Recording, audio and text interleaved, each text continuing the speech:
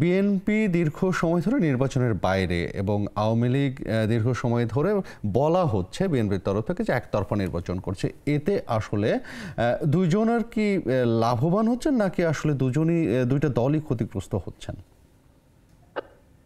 ধন্যবাদ আপনাকে। আমি তো কোয়ালিফাইড পারসন না যে বিএনপির ক্ষতি কি হচ্ছে সেটা তো তাদের অ্যানালাইসিস করার ব্যাপার। আপনার বিবেচনার জায়গা থেকে তারা অ্যানালাইসিস করবেন।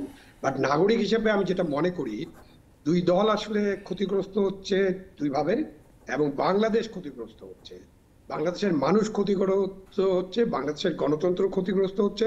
এবং গণতন্ত্র উন্নয়ন কিন্তু একই মুদ্রার এপিঠ ওপিঠ। গণতন্ত্র না থাকলে, গণতন্ত্র চর্চাটা না থাকলে উন্নয়ন কিন্তু সাস্টেনেবল হবে না। এবং এই যে আমাদের ডিফ্র্যাঞ্চাইজ হয়ে যাচ্ছে দেশের 40% মানুষ এবং তাদের মধ্যে তরুণ সমাজ আছে, এইটা আমাদের জন্য একটা ভয়ঙ্কর দিক। এটাকে চিন্তা করতে হবে। এই চিন্তা করে রাজনৈতিক দলগুলোকে সিদ্ধান্ত নিতে হবে। কাউসার সাহেব যেটা বললেন যে বিশ্ববিদ্যালয়ের রাজনীতি আছে, হ্যাঁ, বিশ্ববিদ্যালয়ের রাজনীতি আছে। উনি কেমন রাজনীতি আছে উনি জানেন। এবং বিশ্ববিদ্যালয়ে কোনো গণতন্ত্র নেই, বিশ্ববিদ্যালয়ে কোনো ভোট হয় না। এই যে বিশ্ববিদ্যালয়ে আমরা ভোট করতে পারি না বা কলেজে ভোট করতে পারি না, তো কোথা থেকে তরুণ নেতৃত্ব গড়ে উঠবে? সুতরাং ওই যে এইরকম রাজনীতি যে থাকা, এটাকে আসলে রাজনীতি বলা। আসলে সেই সিদ্ধান্তগুলো রাজনৈতিক সিদ্ধান্ত থেকেই আসতে হবে নিশ্চয়ই। আমাদের সময় থাকলে আরো কথা বলা যেত। রাজনীতিবিদদেরই সিদ্ধান্ত নিতে হবে, রাজনীতিবিদদের সিদ্ধান্ত নিতে হবে। তারা দেশকে ভালোবাসলে, বিবেক দিয়ে, নৈতিকতা দিয়ে তারা সিদ্ধান্ত নেবে। জি শহীদ খান, আপনাকে ধন্যবাদ আমাদের সাথে যুক্ত হওয়ার জন্য। আমি খুব সংক্ষেপে একই প্রশ্ন করতে চাই যে আপনারা নির্বাচনের বাইরে থেকে একদম আপনার ব্যক্তিগত অভিমত জানতে চাই, কি ধরনের ক্ষতি হচ্ছে বলে মনে করেন, নাকি লাভবানই হচ্ছেন? আমি শহীদ সাহেবের শেষ কথাটা থেকে বলতে চাই যে উনি শেষে যে লাইনটা বলেছে এটা ঠিক বলেছেন, যেটা যে ক্ষতি হচ্ছে বাংলাদেশের ক্ষতির পাশাপাশি বাংলাদেশের রাজনীতিবিদদেরও ক্ষতি হচ্ছে। কেউই কিন্তু শান্তিতে নাই। যে একচেটিয়া নিয়ে বলছেন যে ৭৫-এর পরে থেকে এই পর্যন্ত সবচেয়ে ভালো নির্বাচন হয়েছে, এক দল, এক নির্বাচন, এক ব্যক্তি, উনি এই মন্তব্য করেছেন।